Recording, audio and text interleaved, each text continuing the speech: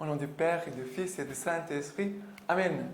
Bienvenue à ce temps de Lectio Divina, en ce 4e dimanche du temps de l'Avent, 20 décembre, proche. Nous sommes déjà très proches de Noël. Nous avons encore quelques jours pour nous préparer. Non pas seulement pour préparer l'extérieur, mais surtout pour préparer notre âme. Parce que c'est notre âme qui doit être bien préparée. Et la première lecture d'aujourd'hui, c'est 2 Samuel chapitre 7, versets 1 à 5, versets 8 à 12, verset 14 et verset 16. Quand le roi habita sa maison et que le Seigneur eut accordé le repos alentour face à ses ennemis, le roi dit au prophète Nathan, « Vois donc, j'habite une maison de cèdre et l'arche de Dieu habite sous une tente de toile. » Nathan répondit au roi, « Va et fais tout ce que tu tiens à cœur, car le Seigneur est avec toi. » Mais cette même nuit, la parole du Seigneur fut adressée à Nathan en ces termes, « Va dire à mon serviteur David, ainsi parle le Seigneur, est-ce toi qui me construiras une maison pour que j'y habite? C'est moi qui t'ai pris au pâturage derrière les troupeaux pour être chef de mon peuple Israël. J'ai été avec toi partout où tu allais. J'ai supprimé devant toi tous tes ennemis. Je te donnerai un grand nom, comme le nom des plus grands de la terre. Je fixerai un lieu à mon peuple Israël. Je les planterai. Il demeurera en cette place. Il ne sera pas ballotté et des scélérats ne continueront plus à l'opprimer comme auparavant, depuis le temps où j'instituais des juges sur mon peuple Israël. Je t'ai accordé le repos face à tous tes ennemis. Le Seigneur t'annonce qu'il te fera une maison, et quand tes jours seront accomplis et que tu seras couché avec tes pères, j'élèverai ta descendance après toi, celui qui sera issu de tes entrailles, et j'affermirai sa royauté. Je serai pour lui un père, il sera pour moi un fils. Ta maison et ta royauté subsisteront à jamais devant toi. Ton trône sera affermi à jamais. Ici, on voit David qui a une bonne intention de construire un temple pour le Seigneur. Il dit, mais comment j'habite dans un palais et Dieu habite dans une tente? Je vais lui construire une maison. Il avait une bonne intention, David. Il avait c'est une attitude bonne, de son cas. Et le prophète Nathan va lui répondre, oui, fais comme tu veux. Voilà. Mais après, le Seigneur va lui dire, mais est-ce que lui qui va me construire une maison? C'est moi qui vais lui construire une maison. Et après, Nathan va rappeler à David tout ce que Dieu avait fait pour lui. C'est moi qui t'ai pris au pâturage, derrière le troupeau, parce que David était un petit jeune, berger, qui gardait les brebis, quand Dieu l'a choisi pour être roi pour Israël. C'était quelqu'un que personne n'a donné grand-chose pour lui. Et Dieu l'a choisi. Et Dieu est en train de lui rappeler, voilà, ce que j'ai fait pour toi, c'est moi qui t'ai choisi. Tout ce que j'ai fait pour toi, quand tu étais roi déjà, tous tes ennemis que tu as vécus. Voilà. Et après, il dit, quand tu partiras, quand tu vas mourir, j'élèverai ta descendance après toi, celui qui sera issu de tes entrailles, et j'affermirai sa royauté. Ici, 2 choses importantes. C'est le Seigneur en train de dire, c'est moi qui ai préparé une maison pour toi au ciel, David. C'est moi qui ai préparé une maison pour toi. La vie éternelle, première chose. Deuxième chose, le Seigneur est en train de dire, quand tu seras mort, je vais susciter un autre roi issu de tes entrailles, qui va continuer ta royauté. Et après, Dieu fait comme une promesse, je serai pour lui un père et il sera pour moi un fils. Mais c'est comme si Dieu dit pour nous, chacun de nous, la même chose. Il veut nous rappeler où Dieu allait nous chercher, comme nous étions, qu'est-ce que Dieu a fait pour nous. Tous ces chemins d'anamnèse. Anamnèse, ça veut dire faire mémoire. Se rappeler de comment Dieu m'a conduit jusqu'à aujourd'hui. Et aussi, Dieu va continuer de me conduire d'ici jusqu'à la vie éternelle. Et en même temps, Dieu veut me faire entrer dans un cœur à cœur avec lui. Il sera mon Père et moi, je serai son Fils. C'est pour cela que Jésus va venir sur cette terre. Jésus vient pour nous faire entrer dans l'amour du Père. C'est cela que Jésus va venir faire. En ce Noël, Jésus veut te communiquer, te donner son cœur. Jésus veut te donner son cœur d'enfant, enfant bien-aimé du Père. Et après, il va dire, ta maison et ta royauté subsisteront à jamais devant toi. Ton trône sera affermi à jamais. Bien sûr, ici c'est aussi une prophétie par rapport à la royauté de David qui ne va pas s'arrêter, qui va continuer jusqu'avec la naissance de Jésus, parce que Jésus sera ce roi issu de la race de David, et Jésus sera vraiment, par excellence, le roi attendu qui devrait régner sur le peuple d'Israël, sur toutes nos vies. Et voilà la première lecture. Le psaume d'aujourd'hui, c'est le psaume 89-88, versets 2, 5, versets 27 et 29. L'amour du Seigneur à jamais, je le chante, d'âge en âge, ma parole annonce ta vérité. Car tu as dit, ah, l'amour est bâti à jamais. Les cieux, tu fondes en eux ta vérité. J'ai fait une alliance avec mon élu. J'ai juré à David mon serviteur. À tout jamais, j'ai fondé ta lignée. Et je t'ai bâti d'âge en âge un trône. Mais ici, car tu as dit, l'amour est bâti à jamais. Notre force vient de la foi, oui. Mais notre foi, elle naît aussi d'une expérience d'amour. La foi ne naît pas de notre intelligence seulement de comprendre. Il y a des choses que je ne comprends pas. Il y a des choses que je ne comprends pas tout. Mais l'amour me fait accueillir toujours Dieu. L'amour me fait aussi accueillir mes frères et sœurs. L'amour, c'est l'amour c'est Dieu. Dieu est l'amour.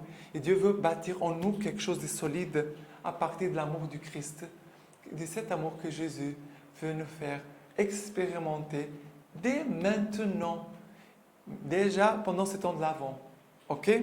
Et après, le verset 27 et le verset 29. Il m'appellera, toi mon Père, mon Dieu et les rochers de mon salut. À jamais, je lui garde mon amour. Mon alliance est pour lui véridique. Et comme c'est important vraiment de demander que en ce temps de l'Avent et pour ce Noël, beaucoup de personnes puissent connaître vraiment l'amour de Dieu, puissent connaître véritablement, personnellement, d'une façon unique, personnelle, l'amour de Dieu. Et parce que c'est là le plus précieux. L'amour, on n'oublie pas. Quelqu'un qui nous aime, on n'oublie pas. On n'oublie pas. Ce sont des idées, on va oublier. Dieu va entrer avec son amour dans notre vie et nous faire expérimenter son amour d'une façon nouvelle. Et pour l'évangile d'aujourd'hui, la deuxième lecture d'aujourd'hui, c'est Romains, chapitre 16, versets 25 à 27. Romains 16, et Romains 16, versets 24 à 27. À celui qui a le pouvoir de vous affermir, conformément à mon évangile et à la proclamation de Jésus-Christ, révélation d'un mystère, enveloppé de silence aux siècles éternels, mais aujourd'hui manifesté, et par des Écritures qui les prédisent selon l'ordre de Dieu éternel, portés à la connaissance de toutes les nations, pour les amener à l'obéissance de la foi, à Dieu, qui seul est sage, par Jésus-Christ, à lui la gloire au siècle des siècles. Amen. Alors, ici, cette épître aux Romains, chapitre 16, elle veut nous faire vraiment entrer dans cet amour du Christ, qui a le pouvoir, son amour a le pouvoir de nous affermir. Il nous manque de fermeté. De fermeté, ce n'est pas de dureté, la fermeté, c'est de garder la volonté de Dieu, de la faire en toutes circonstances. J'ai choisi de faire la volonté de Dieu et je ne veux pas faire une autre chose que la volonté de Dieu. Et cette pouvoir de l'amour de Christ qui veut nous affermir, en conformité à l'évangile et à la proclamation de Jésus-Christ. Ça veut dire nous devons être fermes à partir de ce qu'il dit, la parole de Dieu. Et après, ça me touche une chose ici, c'est révélation d'un mystère enveloppé de silence aux siècles éternels. Vraiment, ce mystère, il était enveloppé de mystère, de silence. Mais le silence va être cassé. Ce silence va se faire... dans ce silence, on va écouter Dieu. Dieu qui va vouloir venir nous parler directement dans nos cœurs. Dieu veut parler directement dans nos cœurs. Dieu, il aime les silences pour que dans les silences, nous puissions écouter sa voix. Voilà. Et nous amener à l'obéissance et la foi. Vivre la foi, j'ai la foi. Mais si tu dis j'ai la foi, tu dois obéir à la foi. Tu dois obéir à l'évangile. Tu dois annoncer à la bonne nouvelle de Jésus-Christ. Ok? C'est cela très important. Et après, ça finit avec à la gloire soit rendue à Dieu. C'est cela notre désir.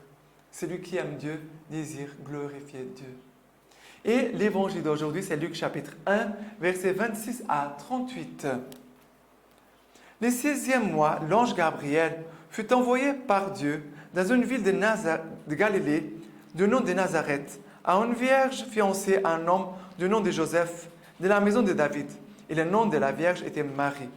Il entra et lui dit, « Réjouis-toi, comblée de grâce, le Seigneur est avec toi. » À cette parole, elle fut toute troublée et elle se demandait ce que signifiait cette salutation. Et l'ange lui dit, « Sois sans crainte, Marie, car tu as trouvé grâce auprès de Dieu. Voici que tu concevras dans ton sein et tu enfanteras un fils et tu l'appelleras du nom de Jésus. Il sera grand. Il sera appelé Fils du Très-Haut. Le Seigneur Dieu lui donnera le trône de David, son père. Il régnera sur la maison de Jacob pour les siècles, et son règne n'aura pas de fin. » Marie dit à l'ange, « Comment cela sera-t-il, puisque je ne connais pas d'homme ?» L'ange lui répondit, « L'Esprit Saint viendra sur toi, et la puissance du Très-Haut te prendra sur son ombre. C'est pourquoi l'être saint qui naîtra sera appelé Fils de Dieu. Et voici qu'Élisabeth, ta parente, vient elle aussi de concevoir un fils dans sa vieillesse. Et elle est à son 6e mois, et qu'on l'appelait la stérile, car rien n'est impossible à Dieu. Marie dit alors, « Je suis la servante du Seigneur, qu'il m'advienne selon ta parole. » Et l'ange la quitta. Marie a fait un chemin de foi. Regardez, Marie n'a pas été une femme qui a été toujours visitée par l'ange, qui a reçu des révélations mystiques toute sa vie, des grandes constellations. Non, Marie, elle a reçu la visitation de l'ange, elle a écouté profondément, une écoute profonde.